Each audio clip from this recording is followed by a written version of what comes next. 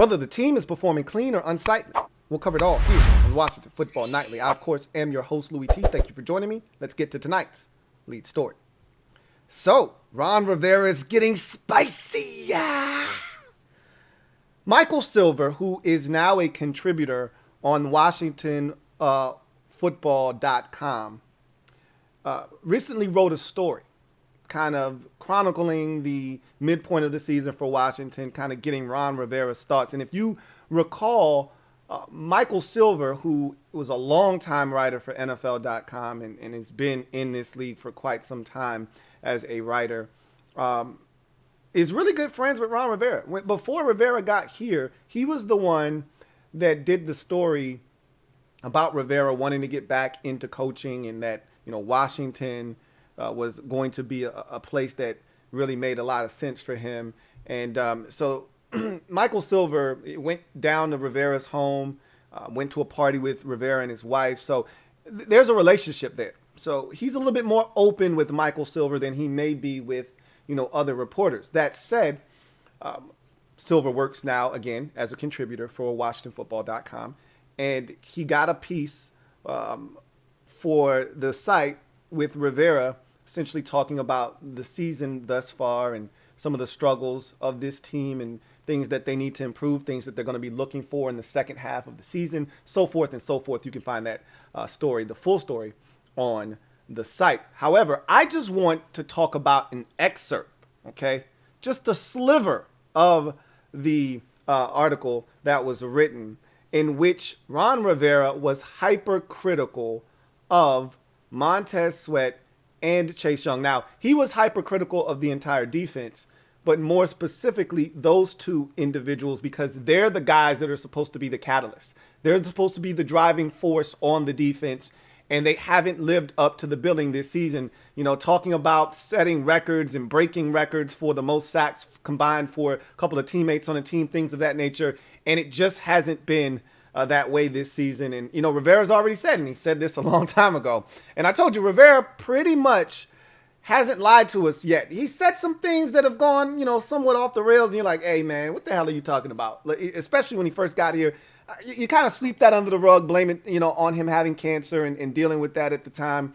But when he was talking about, you know, wanting to get out of games healthy and not using his timeouts, I think he was a little bit disoriented then. But for the most part, when Rivera has said something, he's stuck true to it and been steadfast in his beliefs, whatever they may be, right or wrong.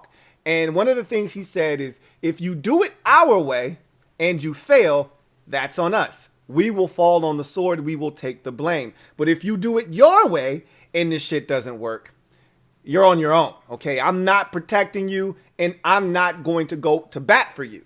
Okay. So with that said, I want you to take a look at this piece that Michael Silver wrote, and this excerpt. I'm going to read it to you, and I'll let you decide how you feel about what Ron Rivera said. And I want to know how Montez Sweat, who is injured now, so not really going to know until he comes back. If, in fact, he comes back this season, we really don't know if he will or not. And Chase Young respond to this. Do they take this as a challenge and turn their game up? Or do they get salty, sulk, and get in their feelings? Let's read. So this is an excerpt, again, from the Michael Silver piece. You can read the entire story on WashingtonFootball.com.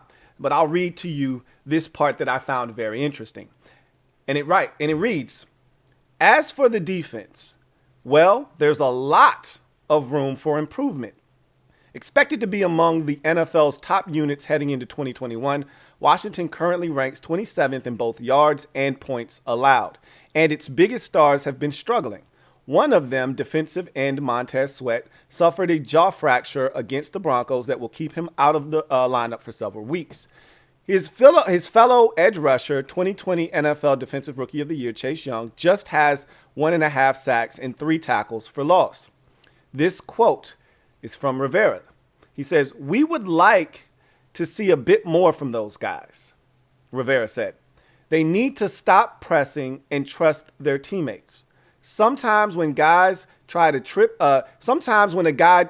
to chip them, instead of running through the chip and blowing that guy up, you'll see them duck underneath or slip around and miss a chance to make a play.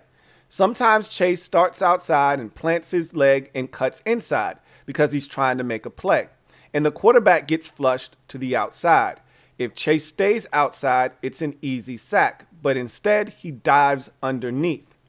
Last Sunday, Young came up huge at the end of Washington's 17-10 defeat to the Broncos, forcing a Melvin Gordon fumble, their second fumble of the 3-play drive that linebacker David Mayo recovered at Denver's 24-yard line with 21 seconds remaining. That's great, Rivera said. But where were those plays earlier in the game? ? When they know he says, when they know you've got to take the ball away from them and you still take it away from them, that's impressive. But where was that earlier? ? Why do we have to always put ourselves behind the 8 ball to play that hard? We should always be at that level. Spicy. Now, I like this, but I'm different because I liked when Jay Gruden tore Robert Griffin III to shreds and eviscerated him because I felt like Griffin was out of control and needed to be knocked down a few pegs. But this right here to me is Rivera holding these guys accountable. You're stars. You need to act like it. You need to produce like it. And I've been bitching and complaining about the same thing. Do you guys remember what I said after the game? When he forced the fumble, I said, that's cool. Where was that shit earlier? Didn't you remember me saying the same thing? It's crazy that Rivera says that a week later, essentially. But I said the same exact thing. That's cool. But where was that shit earlier? Like, why does the game have to be essentially over for you to decide, now I'm going to stick my hand in the cookie jar and see what happens? I watched Darius Leonard last night for the Indianapolis Colts, who has been a monster at doing this throughout his career. Just simply go in there with I'm talking about a violent right cross, bow, and punch the damn football out. And I'm watching guys on a weekly basis who are super talented, who are playmakers, who are game changers, make plays to alter football games. That was a big play in that game last night. The Jets had momentum when Darius Leonard forced that fumble. Chase Young has the potential to do that. And you saw it at the end of that game. Why does it take for us to be in desperation mode for you to decide now, maybe I should try to force a fumble? Why not do that in the first quarter? Why not do that in the second quarter? So these are the things I've been saying. Like some of this stuff, I think some of it is coaching. Some of the, the lack of pressure and things of that nature. I think some of that is coaching. However, they're coaching him to do it a certain way. And I know one play in particular what Ron's talking about because Ron was pissed about this. And he said it after the game. He didn't say any names, but I knew who he was talking about. Was on the Aaron Rodgers scramble on 4th down. I don't know who was at defensive end on that play. I'm assuming it's Chase. I don't know. Could have been Tez. Doesn't matter. That end crashed inside. Rodgers got outside, and he ended up throwing back across his body to Davante Adams for the touchdown on 4th down. And if that end stayed wide like he was supposed to, Rodgers wouldn't have been able to get all the way outside, extend, and then find Davante Adams. Ron was pissed about it. He said it after the game. If our guy did what he's supposed to do, that play doesn't happen. Okay? So when you hear Ron talk about, Tez or Chase Young sticking their foot in the ground and going inside or avoiding a chip and going all the way up the field and looping around instead of taking on that chipper, you hear the frustration in their voice. You're not doing it the way we're coaching you to do it. You're being selfish. You're not helping your teammates, and you're allowing plays to be made that shouldn't be made by the offense. And there are opportunities for you to get plays that might fall into your lap if you just keep playing the way we tell you to, and you're not doing it the way we are coaching you to do it. And if you're not going to do it that way, I'm going to be hypercritical of you. Again, you do it the way we coach you to do it, I fall on the sword. You do it your way and it doesn't work, you have to take full responsibility, and I'm not going to bat for you. So you're seeing a little bit of that from Rivera, holding these guys accountable. Look, I hope this lights a fire under Chase, okay? Chase is a good dude. I'm not going to sit here and make it seem like Chase is a bad apple and, he's going to start some drama in the locker room because of this. Chase is a good dude. And you want 11 chases on your team because he's going to play hard. But I want to see him take it up a notch. I want to see him turn into the playmaker that won Defensive Rookie of the Year last year. And one of the biggest things that I'm looking for in the second half, among the young guys getting a chance to play, that's at the top of my list. I want to see the youngins get out there, spread their wings, and fly a little bit. You know, Dax Milne and Cosme back and Jamin Davis and all of these young guys. De'Ami Brown gets healthy. I want to see these young guys spread their wings. I would even like to see a little bit of Shaka Toney. Shaka Toney. But at the end of the day, the next, and it's like 1A, 1B, the next thing I want to see is this defense come alive, led by Chase Young. I want to see him wreak havoc in the second half of this season and get that swag back. Get that swag back. And I'm hoping that play at the end of the Broncos game is the igniter. Okay, I'm hoping that this whole season we've just been pouring lighter fluid on this whole situation defensively, just pouring more fluid on, and the igniter was the fumble that he forced against Denver. I know that had to feel good for him because that's the first real impactful play he's made this season.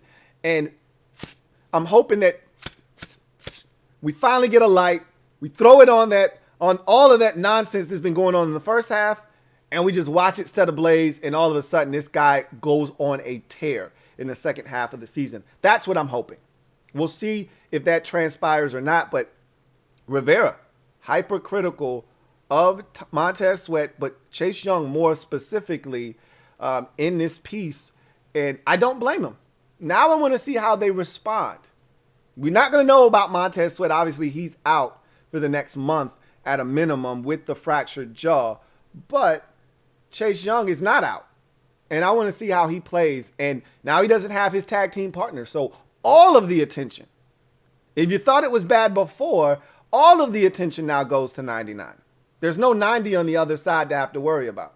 So let's see how he conducts himself now when all eyes are on him, and the pressure may be starting to mount. Maybe he feels it, maybe he doesn't. We'll see. But I'm looking for big things from Chase Young, and when he gets back, Montez Sweat in the second half of this season. So let's get to in other news.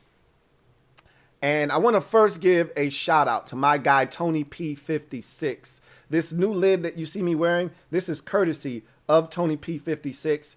He did this out of the kindness of his heart. Did not ask him to do this. He did not have to do this. And he said, no, I want to do this.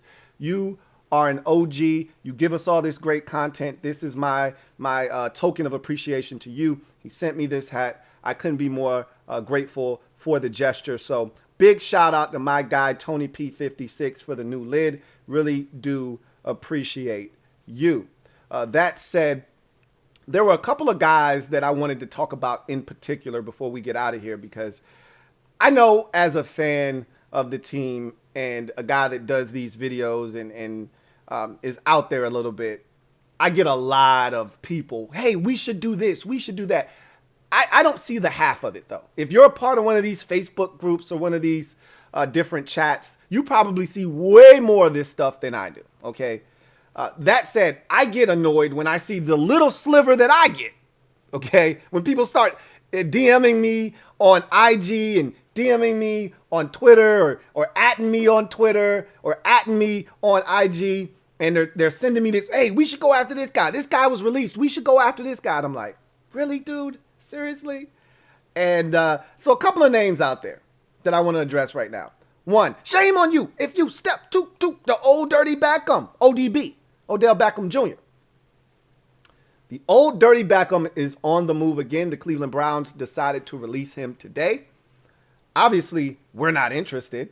And if I were him, I wouldn't be interested in coming here. He wants to play with probably a legitimate quarterback, but I think the best place for him actually doesn't have a legitimate quarterback as we speak. And the team that I think makes the most sense for him right now is the New Orleans Saints, especially with the news of Michael Thomas not playing this season, essentially. I think that's where he ends up, but we'll see. But they don't have a great quarterback. They don't have an ideal quarterback situation, but they also don't have a true number one wide receiver. They don't even have anyone that even remotely resembles a number one out there in New Orleans. They could desperately use a guy like Odell Beckham Jr. to bolster that wide receiving core. So it makes a ton of sense. What it doesn't make sense is him coming here. That doesn't make any sense. So anybody that was interested, and I haven't had a lot of that, but I've had enough of it to do something and say something regarding that topic. But most of you have gone down this road before when he was available via trade from the Giants, when he was, rumors were surfacing a year or two ago about him potentially being trade bait with Cleveland before all of this came to a head. There were, guys or people that were interested in him. I think a lot of that have subsided and waned. People see that he's a cancer in the locker room. His dad got involved this time, and I think that sent Cleveland over the top. Like, okay, we can't deal with this shit. So they've been better off without him. Okay, now that's not usually the case with a player of his caliber, where you're better off without him. But in this particular case, they've played some of their best football when he's been hurt. They've played better because they don't have to worry about stroking his ego and getting him targets and getting him involved. And so I don't know where he ends up, but it will not be here in Washington. Just wanted to make that known. And then the other guy that I got some people hit me up about was Jets backup quarterback Mike White. So, we're desperate. And I told you, this is the problem when you've been in the wilderness, the QB wilderness for so long, and you're starving. You'll eat anything, okay? And you could slide dog food in front of us right now and say that it's a quarterback, and we will yuck it up. I mean, we will absolutely lick the bowl clean, okay?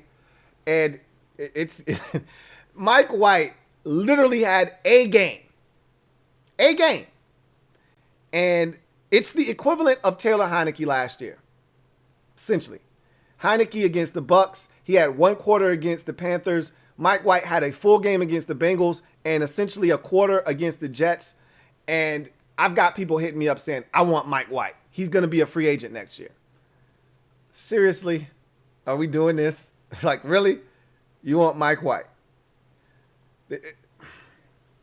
And we don't know what Mike White is in this league. He could be a starter, but we don't need, again, at this point, Heineke is the last experiment that we need to conduct of a guy that was undrafted, or in the case of Mike White, a 5th-round pick that didn't work out with his original team, which was Dallas, and is just kind of, floating around the league. Like, we're done with that. We're done with those kinds of guys at this point. We've done the Kyle Allen. We've done the Taylor Heineke thing. Those things, it was cool in the moment. And I said when Heineke became the starter, I said he's the best option for this team right now. Not into the future, right now. We don't need to go down that road again. And I know that's a cheaper option. It's a right now option. He's been in the league for now 4 years, so he knows the NFL, the speed of the game, all the things that you have to have a young quarterback come in and adjust to. He doesn't have to because he's already been in the league. Let's get our own guy. If we get a veteran that's a proven commodity, cool. But at this point, I feel unless this second half goes drastically different, I'm less on board with a veteran. Last year, I was excited about the option and the prospects of a veteran because of the fact that we won the division. Granted, it was 7-9. I admit that. But I said, hey, for as close as we were in some games, the Detroit game, there were at least 4 or 5 games we were close in that we could have won. The Seattle game, the Carolina game, like the both Giants games. Like, if we have a better quarterback, those are wins, right? So I looked at the 7-9 and I said, shit, if that's Aaron Rodgers, if that's Matthew Stafford, we're 11-5. We're 12-4. So in my mind, I'm saying, hey, that veteran may put us over the top. We're not there now. We've taken a full step backwards, defense and all. So I'm like, you know what? If this is the process, which this was supposed to be Ron's plan initially, which was we're going to build this thing up and then we're going to drop the quarterback in, then we need to just get the young quarterback. So Mike White, cool story. Played a game, had success, played a quarter, looked good. I don't think we're interested. I can't say that with 100% certainty. We don't know what's going to happen or what's going to become of our quarterback position. But if I'm Ron Rivera, I'm done kicking the tires of guys that you're trying to find out about. If I'm going to try to find out about a guy, it's going to be a rookie quarterback that I drafted. If I'm going to go down on a ship and it's going to sink with my guys playing the violin as the shit goes down. Not getting Mike White playing the piano as the ship is sinking. I'm not sinking with Kyle Allen, Taylor Heineke, and Ryan Fitzpatrick and Mike White as my quarterbacks. If I'm going to be lambasted by the fan base and run out of town by the owner, it's going to be because I drafted a quarterback and he stunk. That's what it's going to be. So at this point, Mike White is cool. Let somebody else go down that road. We've already tried it with Taylor Heineke. It didn't work. And that's not to say that Mike White won't work. I just don't want to be the one to find out if it does or doesn't. Let's just get our own stuff at this point. How do you guys feel about that? How do you feel about Ron Rivera's comments about Montez Sweat and Chase Young? And how do you feel about Mike White potentially coming here? Again, the Jets hold all the cards because he's a restricted free agent. So they could put a second round tender on him. Who's giving the Jets a second round pick for Mike White? Okay, so the Jets hold all the cards. If they want him back, they can have him back. But if they decide to just let him walk, then he'll become an unrestricted free agent, and then you do whatever it is you want to do. But we'll see what happens.